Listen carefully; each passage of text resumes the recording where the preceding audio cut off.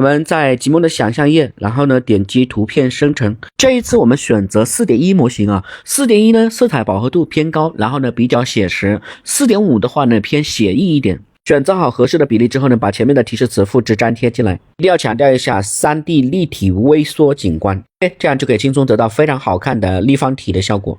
好 ，OK， 直接选中一张自己满意的，点击生成视频。视频模型一定要选择 3.5 Pro。只有这个模型可以支持人物对话、环境配音呢。然后提示词中呢可以交代运镜 ，3.5 的运镜效果非常丝滑。接着呢一定要交代好人物说话的词语以及环境的整体配音。